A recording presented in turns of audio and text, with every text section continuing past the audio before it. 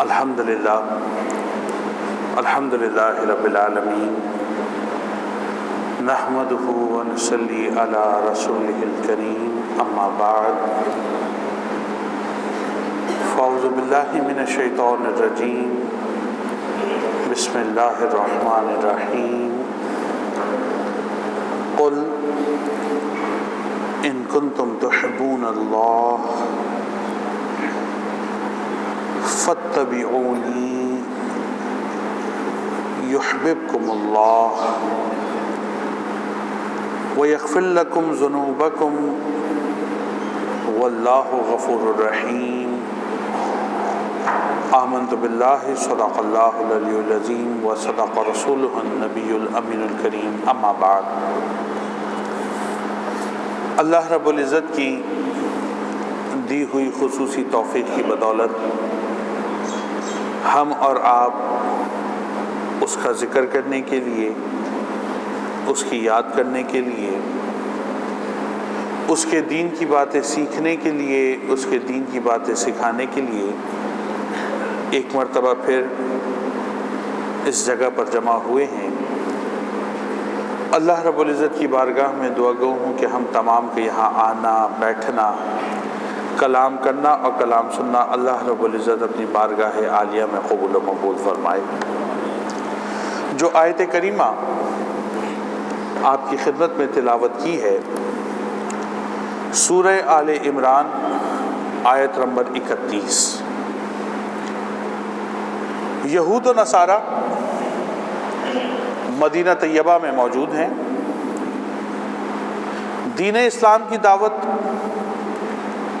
جب مدینہ طیبہ سے پہلے کفار مکہ کو دی گئی تو انہوں نے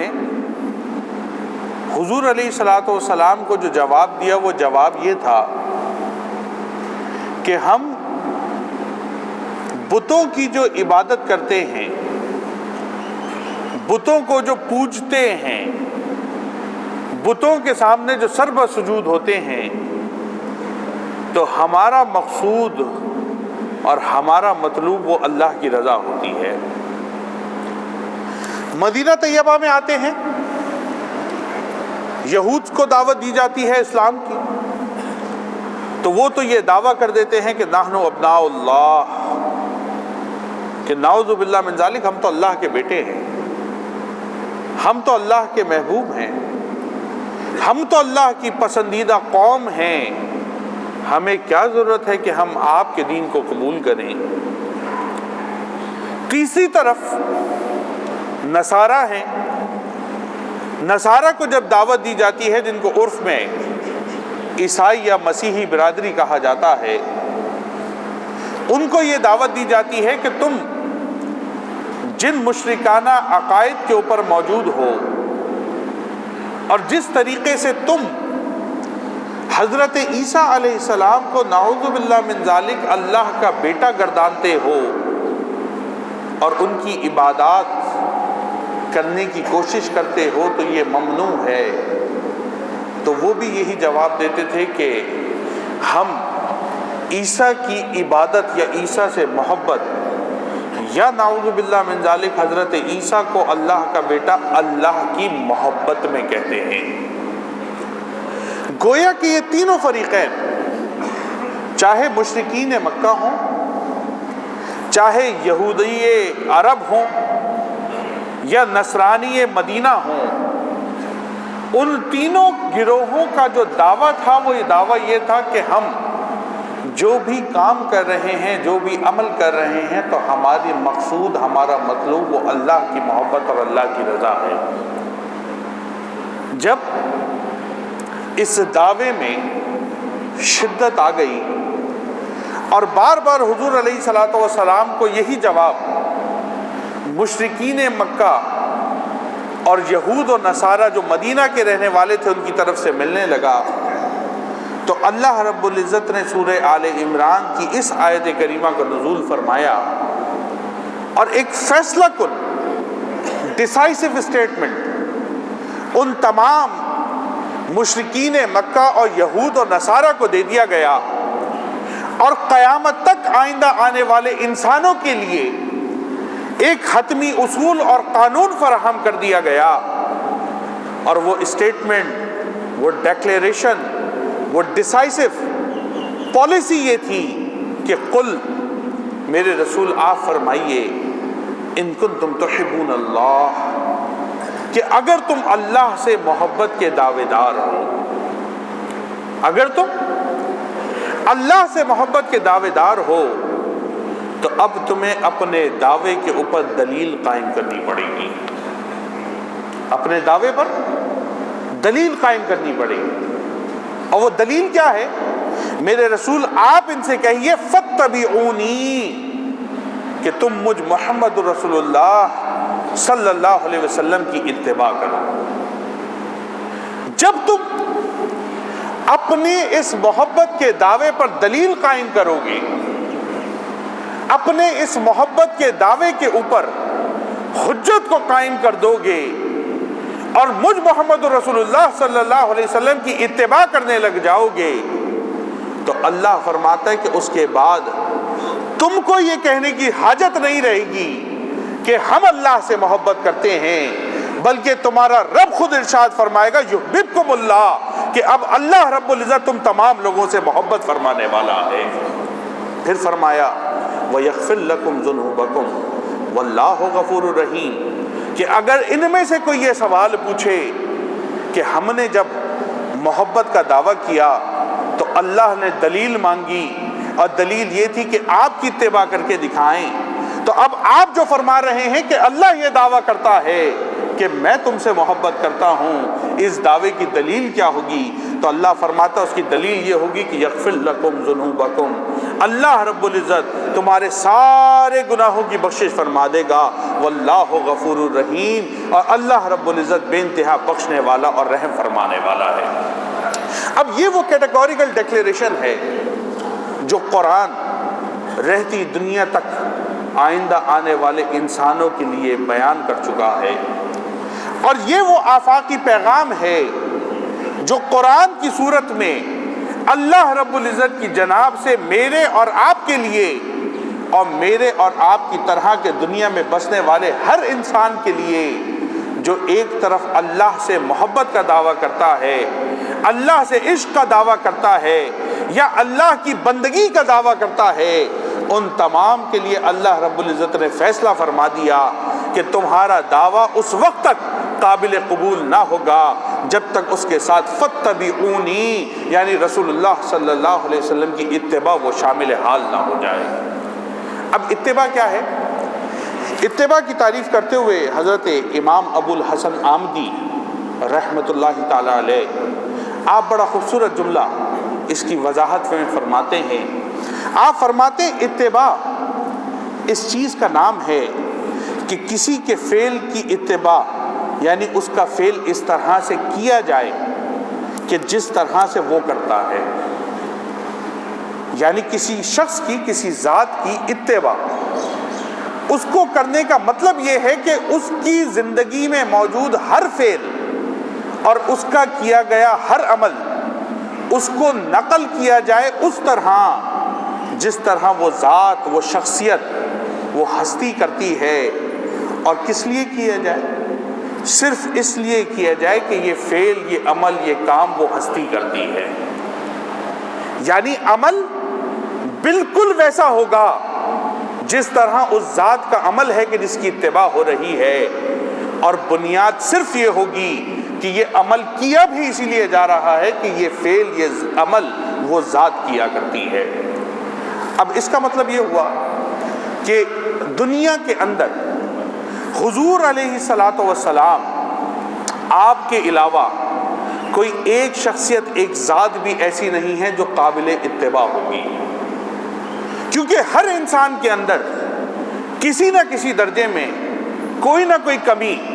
کسی نہ کسی وقت کے اندر پائی جاتی ہے۔ فقط رسول اللہ صلی اللہ علیہ وسلم کی ذات مبارکہ، اس کی تخلیق، اس کے معیارات، اس کے اعمال اور اس ذات سے متعلقہ تمام صفات وہ اتنی عظیم اور اعلیٰ ہیں کہ جس رنگ کو بندہ اس ذات میں تلاش کرے گا جس شے اور جس معاملے کو اس ذات میں ڈھونڈے گا اس کے لیے اس ذات سے چشمہ ہدایت جاری ہو جائے گا اور وہ اس کو دیکھتے ہوئے اپنی زندگی کو اس کے متعلق سنوار سکے گا۔ اسی لیے غیر مشروط اطاعت، یہ جملہ سن لیں میرا اور غور سے ذہن میں بٹھا لیں، غیر مشروط اطاعت نہ پیر کی ہو سکتی ہے، نہ عالم کی ہو سکتی ہے، نہ شیخ کی ہو سکتی ہے، نہ استاد کی ہو سکتی ہے، اور نہ ماں باپ کی ہو سکتی ہے، نہ شوہر کی ہو سکتی ہے، اور نہ ہی کسی اور عہدے دار کی ہو سکتی ہے۔ غیر مشروط اطاعت اور اتباع اگر کسی کی ہو سکتی ہے تو وہ واحد ذات رسول اللہ صلی اللہ علیہ وسلم کی ذات ہے، چونکہ آپ کی ذات کا یہ اعجاز ہے، آپ کی ذات کا یہ کرشمہ ہے، آپ کی ذات کا یہ معجزہ ہے، اور آپ کی ہستی کا یہ کمال ہے کہ آپ کی ہستی اور آپ کی ذات اور سیرت کے اندر زندگی کے جس پہلو کے حوالے سے کوئی ہدایت اس کو حاصل کرنا چاہے اور نور کو حاصل کرنا چاہے اور روشنی کو حاصل کرنا چاہے تو رسول اللہ صلی اللہ علیہ وسلم کی سیرت اور آپ کی صورت اور آپ کا عمل لوگوں کے لیے ہدایت اور مشعل راہ بن جایا کرتا ہے۔ صحابہ کرام نے اسی بات کو مد نظر رکھتے ہوئے اپنی پوری زندگی نبی علیہ الصلوۃ والسلام کی تعلیمات اور شریعت مطہرہ کے عین مطابق گزاری، اور نہ صرف وہ معاملات جس میں رسول اللہ صلی اللہ علیہ وسلم نے براہ راست حکم فرمایا یا براہ راست اس قول اپنے قول سے کسی کام کو کرنے کے بارے میں ارشاد فرمایا، نہ صرف ان باتوں کی کامل اتباع کی بلکہ وہ چھوٹے چھوٹے معاملات جس کے بارے میں نبی علیہ الصلوۃ والسلام نے کوئی تشریعی یعنی شریعت کے حوالے سے حکم بھی صادر نہ فرمایا، صحابہ کرام نے ان اعمال کو بھی اپنی زندگی کا حصہ بنا لیا تھا۔ اسی لیے سیدنا عمر فاروق رضی اللہ تعالیٰ عنہ، آپ کے بارے میں بڑا مشہور واقعہ کتب حدیث کے اندر موجود ہے کہ جب آپ خانہ کعبہ کا طواف فرما رہے تھے تو دوران طواف جب آپ حجر اسود کے پاس گئے اور حجر اسود کو دیکھا تو دیکھ کر باقاعدہ اس سے مکالمہ کیا، کلام فرمایا اور فرمایا اے حجر اسود تو ایک پتھر ہی تو ہے، اے حجر اسود تو ایک پتھر ہی تو ہے، اپنی ذات میں نہ تو کسی کو نفع دے سکتا ہے اور اپنی ذات میں نہ تو کسی کو نقصان پہنچا سکتا ہے، میں تیرا بوسہ کیوں لوں؟ پھر فرمایا میں تیرا بوسہ صرف اس لیے لیتا ہوں کہ میں نے دیکھا کہ محمد رسول اللہ صلی اللہ علیہ وسلم نے تجھے چوما تھا، میں اپنے آقا کی اتباع کے اندر تیرا بوسہ لیتا ہوں۔ اور یہ کہنے کے بعد آپ آگے بڑھے اور اس حجر اسود کو آپ نے چوم لیا۔ جب آپ کے صاحبزادے حضرت عبداللہ ابن عمر رضی اللہ تعالیٰ عنہ بیٹھے ہوئے تھے اور ایک یمن کا شخص آیا اور اس نے آ کر یہی بات حضرت عبداللہ ابن عمر سے کی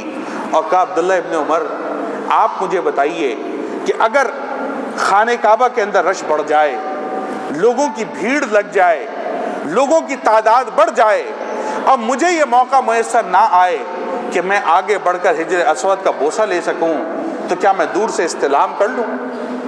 ہم سب اس بات کو جانتے ہیں کہ اس کا طریقہ یہی ہوتا ہے کہ استلام کیا جائے گا، دور سے اس کا بوسہ لیا جائے گا۔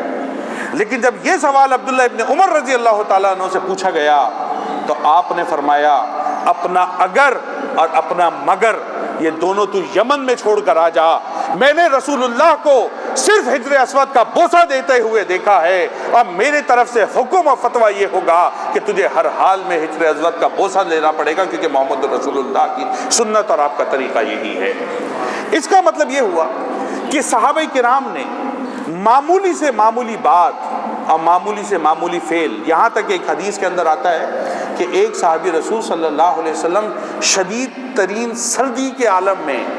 اپنے گریبان کا بٹن کھول کے رکھتے تھے۔ شدید ٹھنڈ ہوتی تھی، سردی کا موسم ہوتا تھا، کڑاکے کی سردی پڑتی تھی، آپ کے گریبان کے بٹن کھلے ہوتے تھے۔ کسی نے دیکھا تو پوچھا کہ تم اس شدید سردی کے موسم میں گریبان کا بٹن کھول کر گھوم رہے ہو، وجہ کیا ہے؟ کہا جب میں رسول اللہ صلی اللہ علیہ وسلم کی بارگاہ میں حاضر ہوا تھا تو میں نے دیکھا تھا کہ اس وقت اللہ کے محبوب علیہ الصلوۃ والسلام آپ کے گریبان کا بٹن کھلا ہوا تھا۔ اب مجھے نہیں پتا، لوگ تو یہ بتاتے ہیں کہ رسول اللہ صلی اللہ علیہ وسلم بٹن لگاتے بھی تھے اور کبھی کھول بھی دیتے تھے، لیکن جو میں نے اپنی آنکھوں سے دیکھا وہ معاملہ یہ تھا کہ خدا کے رسول کا گریبان چاک تھا۔ بس اس دن سے مجھے یہ سمجھ آ گیا کہ میرے آقا کی ادا یہ ہے کہ آپ اپنے گریبان کے بٹن کو کھول کر رکھتے تھے۔ بس اس دن سے مجھے حیا آتی ہے کہ خدا کے رسول کی سنت سے ہٹ کر میں اپنی مرضی سے کوئی عمل کر سکوں۔ حضرت انس بن مالک رضی اللہ تعالیٰ عنہ آپ فرماتے کہ رسول اللہ صلی اللہ علیہ وسلم جب ایک درزی کے گھر پر اس کی دعوت میں گئے